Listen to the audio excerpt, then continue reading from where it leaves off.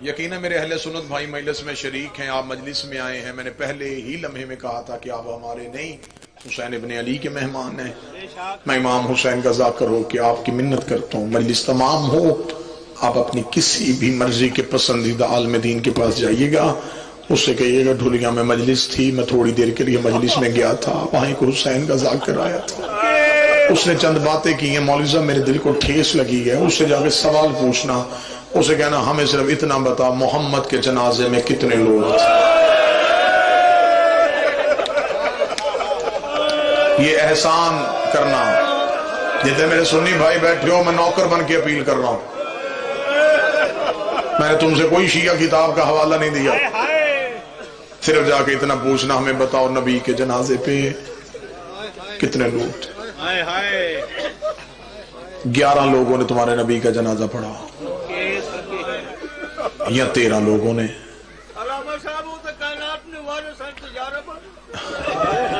اب جب آپ یہ جا کے سوال کریں گے تو فوراً یہ کہے گا کہ شیعوں کی مجلسوں میں جاتے ہو اس لیے ایسے الجھے ہوئے سوال لے کے آتے ہو، اس وقت اٹھ کے کھڑے ہو جاتے ہو، ذاکر سے کہتے نبیوں کو تو جنازہ ہی نہیں ہوتا۔ اسے کہنا ٹھیک ہے، مان گیا میں تیری بات، جو بات اس نے کرنی اس کا سوال کا جواب میں ابھی دے دیا، ٹھیک ہے نبی کا جنازہ نہیں ہوتا۔ تھوڑے دن بعد اس نبی کے گھر سے ایک دوسرا جنازہ اٹھا، وہ نبی کے بیٹے کا نہیں، نبی کی بیٹی کا تھا۔ مولوی کو کہ سر پہ قرآن رکھ کے بتائے بطول کے جنازے میں کتنے لوگ تھے۔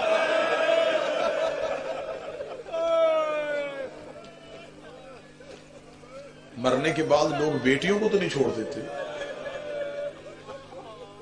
جو جواب وہ دے گا میں فوراً وہ بھی جواب دے دیتا ہوں، وہ کہے گا وہ پاک بی بی کا جنازہ تھا، علی نے کسی کو بتایا نہیں تھا، آدھی رات کو اٹھا دیا، حالات ایسے تھے علی نے دفنا دیا، علی نے کسی کو خبر نہیں ہونے دی، اسے کہا چل یہ بھی بات مان لیتے ہیں، اور سر پہ قرآن رکھ کے کتنی دیر ضد کرنی ہے، ہمیں اتنا بتا تھوڑے عرصے بعد اس محمد کے گھر سے تیسرا جنازہ اٹھا، وہ محمد کے بیٹے کا تھا، بتا مدینے میں تیر مارنے والے کون تھے؟ مدینے میں کوئی یہودیوں کی بستی تھی، کوئی عیسائیوں کے گھر سے؟ زخمی ہو کے آیا ہے تمہارے نبی کا بیٹے کا جنازہ، 70 تیر لگے ہیں حسن کے جنازے میں، سر پہ مولوی کا قرآن رکھ کے پوچھ وہ تیر مارنے والے کون تھے؟ دشمنیاں زندوں سے ہوتی ہیں، جنازے پہ کیوں مارے گئے؟ مولوی بات کو الجھائے تو اس مولوی کی کلائی پکڑ کے کہنا مولوی ہر بات پہ ضد نہ کر، سر پہ قرآن رکھ کے بتا چوتھا جنازہ بھی تو نے چھوڑ دیا، اب ہمیں بتا ایک محمد کا اور بیٹا تھا، اس کا تو نہ کسی نے اٹھایا۔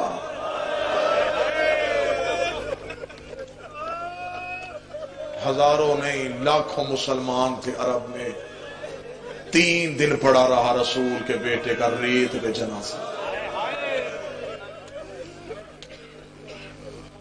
جسے 9 لاکھ گھوڑوں کے سموں کے نیچے پامال کر کے چلا گیا تھا، آج کروڑوں اس کی ذری پہ سلام کرتے ہیں،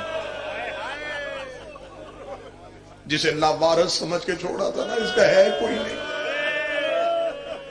جا آج کربلا میں جا کے دیکھ، کبھی 2.5 کروڑ کبھی 3 کروڑ لبیک یا حسین کہتے ہوئے حسین کی ذری پہ، سونے کی ذری ہے میرے بادشاہ کی، سونے کا تاج ہے حسین کی ذری پہ پڑا ہوا، بے گور و کفن چھوڑ کے چلے گئے، نام نہاد مسلمان، جنگل میں مارا تھا محمد کا بیٹا، کہ کسی کو خبر ہی نہیں ہوگی کہ کس نے مارا کسے مارا، ہم نے دور جا کے جنگل میں مار دیا محمد کا بیٹا۔ یہ آبادی میں قتل نہیں، انہوں نے ویرانے میں قتل کیا تھا، قتل چھپانا چاہتے تھے، لاش کے قریب سے کہ بہن گزری، بدے ہوئے ہاتھوں سے بھائی کی لاش پہ بیٹھی، لوگ کہتے یہ چاہتے ہیں تیرا قتل چھپ جائے، میں بہن ہو کے وعدہ کرتی ہوں میں تب تک آؤں گی نہیں جب تک دنیا کو نہ بتاؤں میرا باغی نہیں نواسی۔ ایک روایت کا ٹکڑا سنو، اجازت دے دیں، میں مقصود بھائی روایت پڑھنے سے پہلے اس مجمع سے معافی مانگ کے کہوں گا روایت سخت ہے، جتنے سیدزادے بیٹھے ہیں بابا جی روایت سخت ہے، ثاقب بھائی روایت سخت ہے، میں نے پہلے بتا دیا روایت سخت ہے، اکثر لوگ کہتے ہیں مصحف سخت نہیں پڑھنا چاہیے، میں ممبر سے کہتا ہوں مصحف ہے ہی سخت، مصعب نرم ہوتا تو سجاد لہو روتے. یہ بھی مولا کا فرمان ہے، ہماری مصیبت میں بھی پردہ نہ ڈالو، دنیا کو بتاؤ ہم نے دین کیسے بچایا. جو کربلا کے ظاہر بیٹھے ہیں، میں زحمت بھی نہیں دوں گا تمہیں ہاتھ اٹھانے کی، جو یقیناً جہاں بیٹھا ہے وہ حسین کا ظاہر ہے. جو نہیں گیا، میری ممبر سے دعا ہے آج 22 جمادی الثانی امام حسن کی عزت کے صدقے مولا اسی سال تمہیں کربلا لے کے جائے. جب کربلا جاؤ تو نوکر کا پہلا جملہ ذہن میں رکھنا، وہاں بھی گریہ کرو، ماتم کرو تو نوکر کے حق میں دعا کر دینا. امام حسین کی ذری سے باب سدرہ، سدرہ سے باہر نکلو، جو شاہراہ ہے، جو سیدھا رستہ ہے دریائے فرات کے کنارے پہ جاتا ہے. دریائے فرات کے کنارے پہ ایک مسجد ہے جسے کہتے ہیں مقام صاحب الزمان. اس کے بارے میں 2 روایات ہیں. پہلی روایت یہ ہے کہ جب بھی 12واں کربلا میں آتا ہے یہاں آ کے پہلے نماز پڑھتا ہے، پھر یہاں سے سر سے امامہ اتار کے دادے کی قبر کی طرف نوحہ پڑھتا ہوا جاتا ہے. پاکستان سے، دنیا سے جو بھی زائر جاتے ہیں سلار انہیں کہتے ہیں آئیں تمہیں مقام صاحب الزمان کی زیارت کروائیں. مقام صاحب الزمان پہ جا کے مجلس ہوتی ہے، گریہ ہوتا ہے، لوگ پوچھتے ہیں یہاں اور کیا ہوا تھا. وہاں پڑھنے والا ذاکر عالم دین تمہیں بتائے گا اس جگہ کی دوسری خاصیت یہ ہے جب حسین گھوڑے سے گرے تھے تو حسین یہاں گرے تھے. یہ پہلی جگہ ہے جہاں حسین نے سجدہ شکر کیا تھا، لہذا آج تک حسین کا ہر عزادار وہاں آ کے اسی سجدہ شکر کی سنت کو ادا کرتے ہوئے وہاں ایک سجدہ حسین کے نام کا کرتا ہے. پھر وہ حسین کی ذری کی طرف جاتا ہے، وہاں پہ کھڑے ہوئے کسی عالم دین سے پوچھنا حسین گھوڑے سے گرے کہاں تھے، وہ کہے گا یہاں. سجدہ کہاں کیا تھا، وہ کہے گا یہاں. پھر نوکر کی یہ گزارش ہے وہیں پہ کھڑے ہو کے حسین کی ذری کی طرف دیکھنا. وہ قدموں کا فاصلہ نہیں، وہ اچھا خاصا فاصلہ ہے جو حسین کی ذری تک ہے. میں 2009 میں بابا جی پہلی بار گیا، میں ساتھ ساتھ لکھ رہا تھا. میں نے پوچھا یہاں کیا ہوا تھا، انہوں نے کہا یہاں حسین گھوڑے سے گرے تھے. میں نے کہا حسین نے سجدہ کہاں کیا، انہوں نے کہا.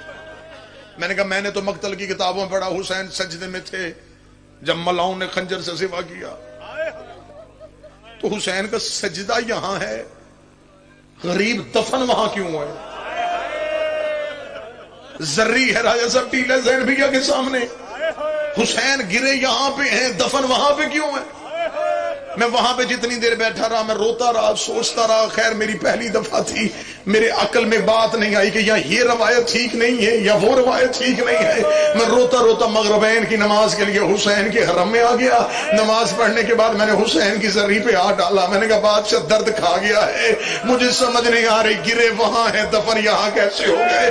بادشاہ تیرا تو لاشیں اٹھانے والا کوئی نہیں تھا، تجھے یہاں تک کون لے کے آیا تھا؟ میں حسین کی ذری سے نکلا، میں روتا ہوا حرم میں پھر رہا تھا. میں نے دیکھا ایک سیاہ لباس میں، سیاہ مامے میں ایک شخصیت زیارت پڑ رہی ہے. میں نے ان سے جا کے پوچھا عالم دین ہے؟ انہوں نے کہا ہندوستان سے میرا تعلق ہے. میں نے کہا اردو سمجھتے ہیں تو میں حسین کا ذاکر ہوں، مجھے صرف اتنا بتا حسین گرے وہاں ہے دفن یہاں کیسے ہو گئے؟ حسین اترے وہاں پہ تھے، یہاں تک لاش کو کون لے کے آیا؟ جو روایت حسین کے حرم پہ عالم دین نے سنائی تم پہ واجب ہے ماتم کرنا. اس عالم دین نے سر سے امامہ اتارا، میری کلائی پہ ہاتھ ڈالا، مجھے حسین کی ذری پہ لے کے گئے. حسین کی ذری پہ ہاتھ ڈال کے کہنے لگا پھر گواہ رہنا تو نے مجھ سے پوچھا ہے. حسین اترے وہیں پہ تھے جب حسین گھوڑے سے اتر گیا، کمینے نے حسین کی زلفوں پہ ہاتھ ڈالا. یہ حسین کے بدن کو لیتا ہوا اس ٹیلے کے قریب آیا. ایک کالے برقعے والی بی بی رو رو کے کہہ رہی تھی زلفوں سے ہاتھ نکال، میں نے چکیاں پیس کے پالا. اوے اکبر کا مارا، اوے عباس کی لاش اٹھا کے تھکا.